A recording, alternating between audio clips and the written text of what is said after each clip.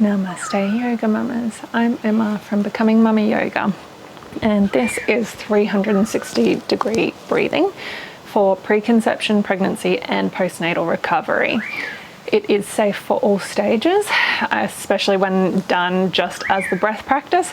At the end, we'll do a couple of extra things to help you encourage more breath into some places that it might be lacking, and those might not be suitable for pregnancy, but the seated breath is fine. So meet me in a comfortable seat of your choice, and you could sit on a chair if that is easier for you. You can learn to do this standing, laying down, anywhere, because it's just playing with your breath. But for now, we'll do it seated. The benefits of 360-degree breathing are just tremendous. If I could only, as a yoga teacher, pick one thing to teach all my mama friends, then it would be this one. You get optimized breathing, which encourages more oxygen into your system. So from a respiratory point of view alone, there's fantastic benefit. And then with the diaphragm moving down and allowing that air to expand the whole body, you also get stimulation of the vagus nerve, which is responsible for rest and digest. And that's really helpful for calming and soothing the nervous system, but also for the actual digestive system itself. It encourages optimal digestion of the food, which also has flow-on effects for overall well-being and immune function and so many other things. But the main benefit that I want to focus on for our preconception, prenatal and postnatal mamas is in the control of the intra-abdominal pressure. Because what we're doing when we breathe all the way around the body is we manage the pressure that builds up with the breath, and we stop it from blowing out the front and down the bottom. And that's super important because a pregnancy is going to expand and pull muscles of the belly apart. It's called a diastasis recti. Every woman has it by the end of pregnancy. Breathing alone can help to start reducing that gap, and then any exercises you layer onto it are just even better. The pelvic floor is the other sort of path of least resistance that the air would like to just blow out, because all pressure wants to go to the path of least resistance. So the more we encourage it into those other areas, the more we loosen off through the back, the more we encourage the muscles of the deep core, including the ones that stabilize the back, and even the rib cage, to take some of the load so that we're getting less out the front and less down low.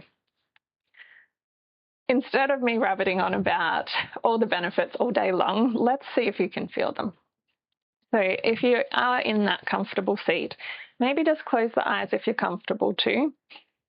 And we'll start with a body-mind breath check-in. It's a practice in non-judgment and in finding out where you are right this moment in time.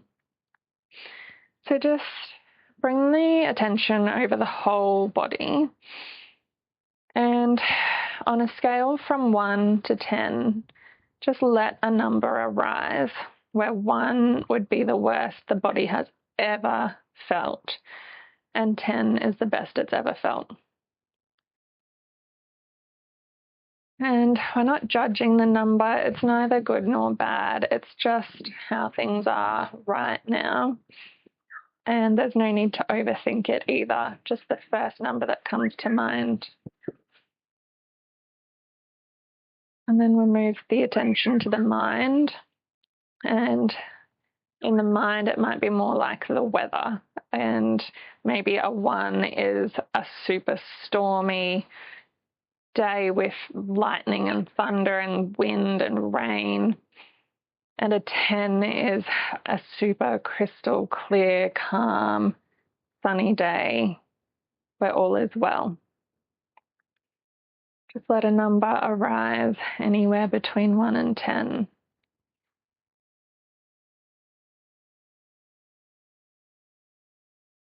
And then for the breath, just notice once again on that same scale. So we'll end up with 3 numbers, 1 for body, 1 for mind, 1 for breath, where 1 is the worst it's ever felt.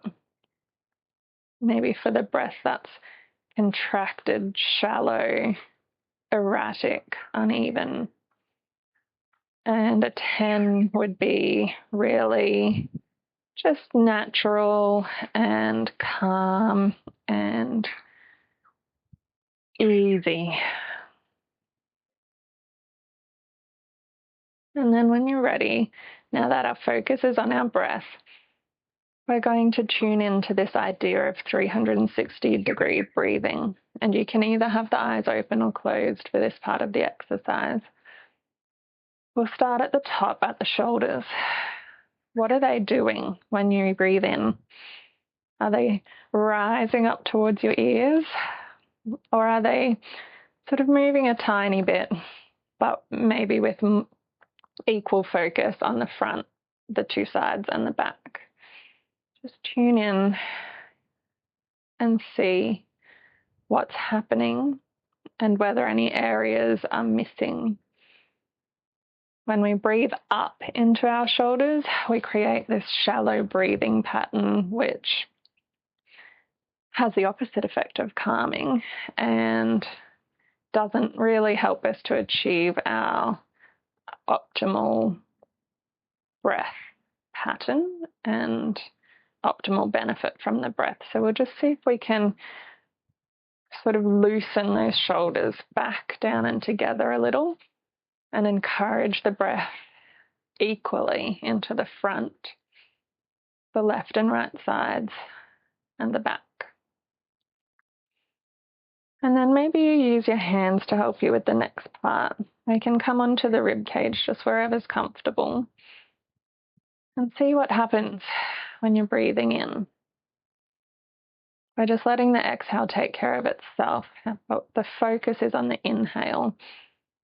Where is moving? And if your hands are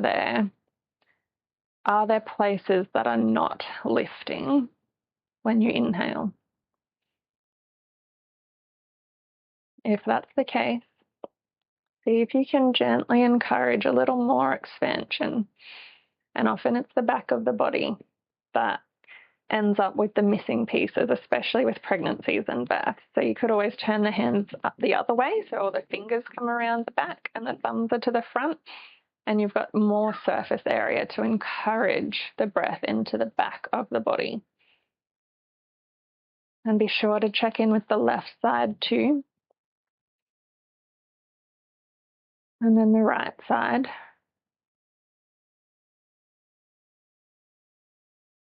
And then the torso as a whole. Still focus mostly on the rib cage area. We're going to move down again shortly. And then you can slide your hands down to the waist. Put them however's comfortable. Fingers to the front is fine. And once they're on the waist, just do the same thing. Breathing in and noticing where you feel the movement. Is it all coming out the front midline? Is there anything coming into the left side or the right side or the back of the body? If the back is what's missing, then you could even put the 2 hands to the back and see if you can encourage a little more expansion into the back of the body. And then the final place to note is the pelvic floor. And it's actually very important that the pelvic floor be allowed to move and relax with the breath cycle, because a muscle that cannot fully relax also cannot fully contract, which means that it's not able to do its full job. So what we'd like to see is as we inhale, the diaphragm moves down, it displaces abdominal organs, and in doing so, it needs to expand into that pelvic floor. So the pelvic floor muscles give a little. And yes, it's subtle, but it's there. If our breathing is optimized, then we'll get a little bit of expansion down into the pelvic floor as well. And then on the exhale, it just naturally recoils. And when it can do that, it's usually doing its job just fine in movement as well.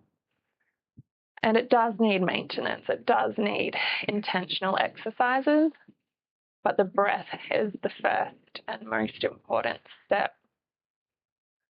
And it's this beautiful practice that you can learn to do anywhere. It doesn't have to take this long. It doesn't have to be sitting on your mat. You can do it while you're peeling the vegetables or in line at the shop, while you're feeding your baby. You can do this anywhere because it doesn't need any equipment or a lot of time. Just you and your breath, a tune in, an adjustment. And then when you're ready, maybe close the eyes again if they were open and tune back into that body, mind, and breath check-in. How's the body feeling now? On a scale from 1 to 10. 1's the worst it's ever felt, 10 is the best.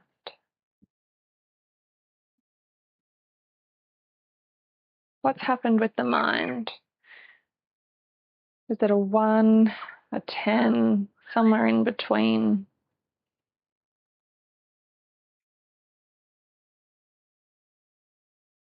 And then finally the breath.